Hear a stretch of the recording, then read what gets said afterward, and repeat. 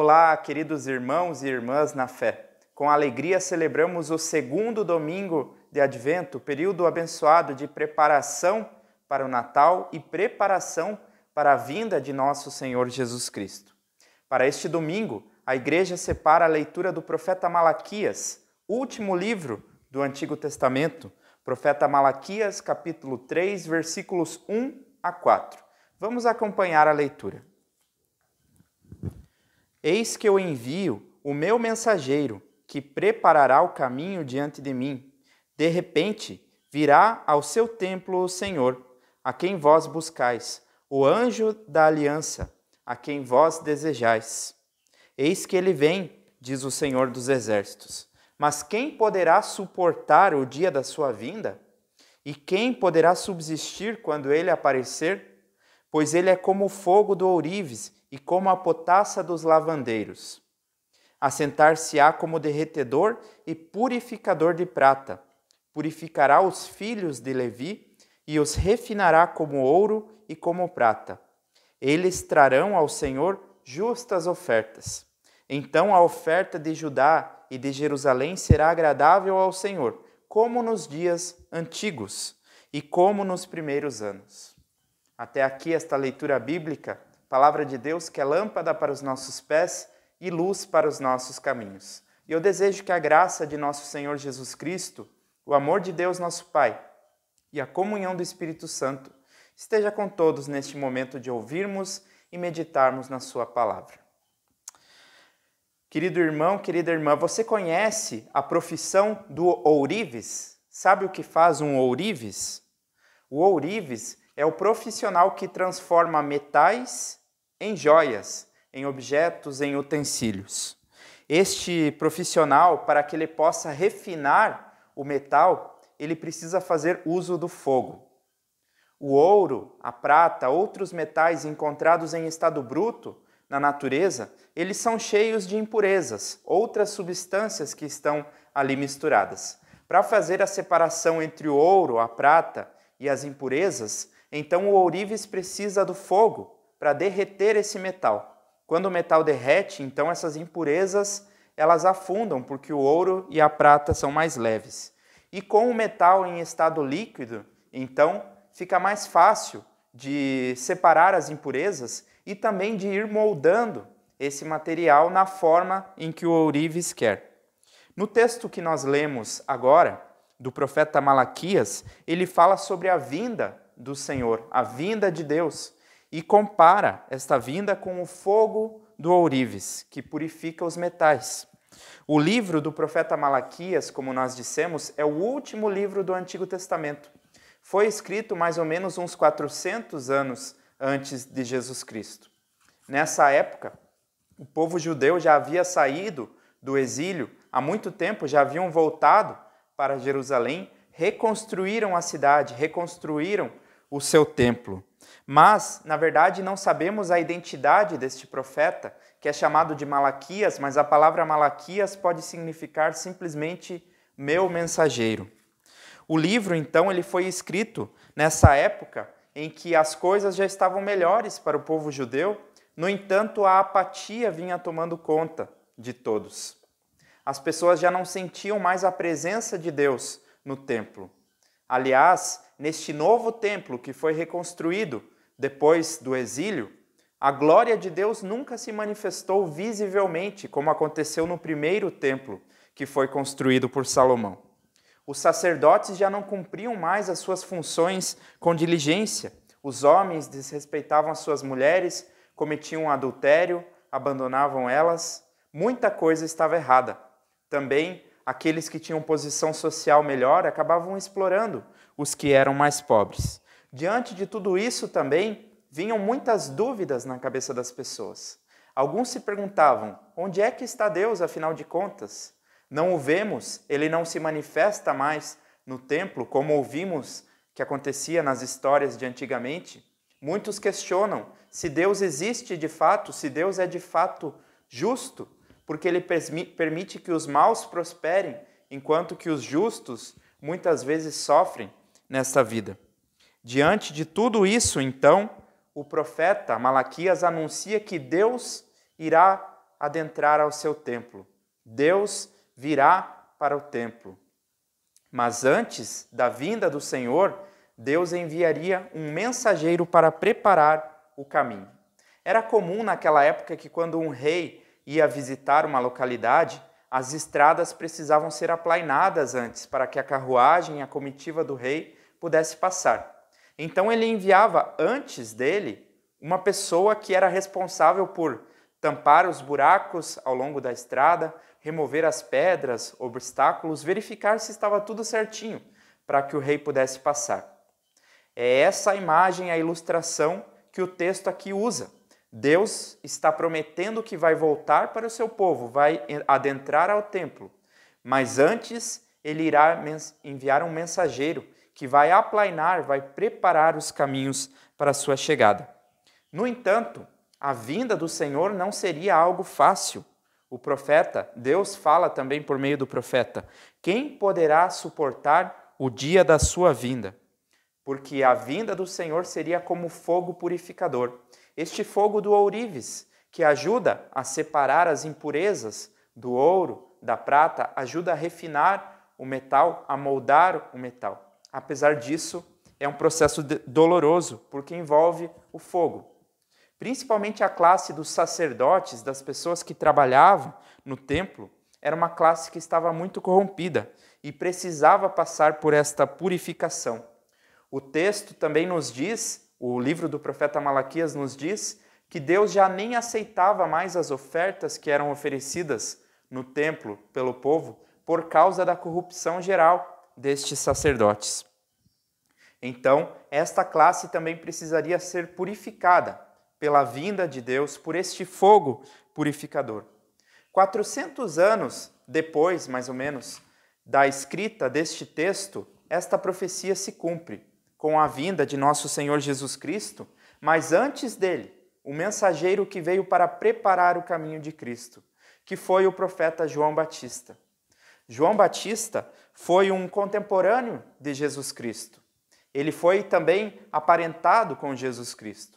E o próprio Senhor Jesus Cristo, referindo-se ao profeta João Batista, ele viu nele o cumprimento desta profecia de Malaquias, que dizia: eis que eu envio o meu mensageiro que preparará o caminho diante de mim. Como é que João Batista preparava o caminho para a vinda do Senhor? João Batista não pregava dentro dos templos, dentro das sinagogas, mas pregava no deserto. E a mensagem dele era muito simples. Poderia ser resumida da seguinte forma: arrependam-se, porque o reino de Deus está próximo. Esta era a mensagem que João Batista pregava a pessoas de todas as classes, sacerdotes, pessoas ricas, influentes e também pessoas pobres, pessoas humildes do povo, ouviam essas palavras de João Batista, que chamava ao arrependimento. Abandonem os seus pecados, abandonem a injustiça, abandonem a exploração, tudo que está de errado na vida deste povo, na vida dessa sociedade, precisa ser abandonado e precisamos nos voltar para Deus, porque o reino de Deus está próximo. Muitas pessoas ouviram as palavras de João Batista, confessaram os seus pecados e foram por ele batizados. No entanto, algumas pessoas da elite, tanto religiosa quanto política, não gostaram muito de ouvir aquilo que João Batista falava. No final das contas, João Batista acabou sendo preso e depois morto, decapitado, a pedido da esposa de Herodes, porque João Batista chamava todos ao arrependimento, ele não bajulava as pessoas que eram poderosas. Mas João anunciou que depois dele viria alguém que seria muito maior. Ele disse: depois de mim virá aquele de quem eu não sou digno de desamarrar a correia das suas sandálias. Quando João Batista se depara com essa pessoa, quando Jesus Cristo começa a pregar e a fazer discípulos, João logo identifica então que este era o verdadeiro Salvador prometido. E então ele se permite ir saindo aos poucos de cena para deixar que Jesus Cristo tivesse todo o espaço no coração das pessoas. E então ele diz: convém que ele cresça e que eu diminua. Com a vinda de Jesus Cristo, cumpriu-se então também a profecia de Malaquias, de que Deus viria ao seu templo. Jesus Cristo é o próprio Deus em carne e osso, o Deus encarnado que veio para visitar o seu povo. E ele veio não somente para o templo de pedras que existia lá em Jerusalém, mas Jesus Cristo veio para habitar um templo que não foi construído por mãos humanas, mas que foi construído, está sendo construído pelo próprio Deus. E este templo é a sua igreja. Não a igreja que é feita de tijolos, de pedras, mas a igreja que é feita de pessoas. Esse é o templo para o qual Deus veio habitar. A glória de Deus realmente veio ao seu templo, na pessoa de Jesus de Nazaré, na pessoa de Jesus Cristo, que veio para habitar com o seu povo. É isso que se comemora todos os natais. E a palavra de Deus também é muito clara quando diz: se confessarmos os nossos pecados, Ele é fiel e justo para nos perdoar os pecados e nos purificar de toda a injustiça.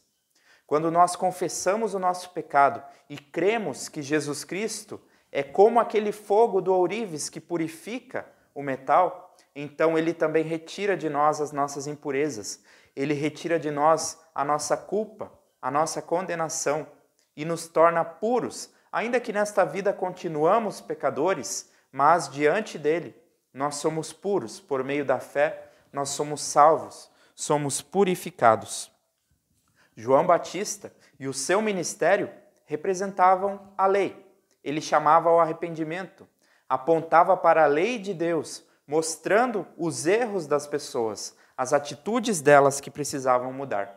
Mas há algo que João Batista e que a lei de Deus não podem fazer, e este algo é purificar. A lei de Deus, ela pode nos mostrar onde está o erro, onde está a impureza em nós, mas ela não consegue nos purificar. Quem nos purifica é somente o sangue, o sacrifício do nosso Senhor Jesus Cristo. Jesus é o fogo que nos purifica, como o fogo do ourives usado nessa ilustração tão bonita do profeta Malaquias. Muitas vezes, Deus permite que seu povo passe por sofrimentos, que seu povo passe pelo fogo, por assim dizer. Não é que Deus queira o nosso mal, mas talvez Ele esteja usando as dificuldades para nos purificar. Advento é tempo, como nós dizemos sempre, de preparação. Preparação para a vinda de Cristo. E como é que nós nos preparamos para o nosso Senhor? Nós nos preparamos fazendo como João Batista ensinou, arrependendo-se dos pecados e crendo no Evangelho, crendo em Jesus Cristo, que é o reino de Deus que veio até nós. Por isso, nesse período de Advento, que nós possamos fazer também uma avaliação de nossas vidas.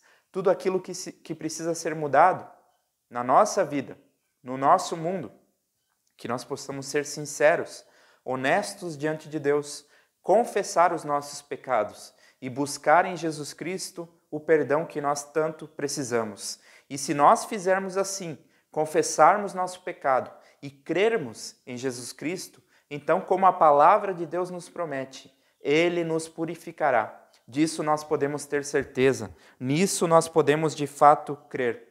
Eu espero que você e sua família tenham um abençoado tempo de advento, abençoado tempo de reflexão, de preparação neste tempo especial do ano. Mas que se você tiver que passar pelo fogo, você possa se lembrar também que talvez Deus esteja usando essa situação para te purificar. Eu espero que Deus te conduza neste momento de preparação, que você possa identificar tudo aquilo que precisa ser mudado em sua vida, pedir perdão quando for necessário e estar sempre confiante na graça, na bondade e na misericórdia de nosso Senhor Jesus Cristo, que é o próprio Deus que veio para habitar o seu templo, que somos nós, Igreja de Jesus Cristo, pessoas que creem nesse Deus. A paz de Deus, que excede a todo entendimento, guarde nossas mentes e corações em Cristo Jesus. Amém.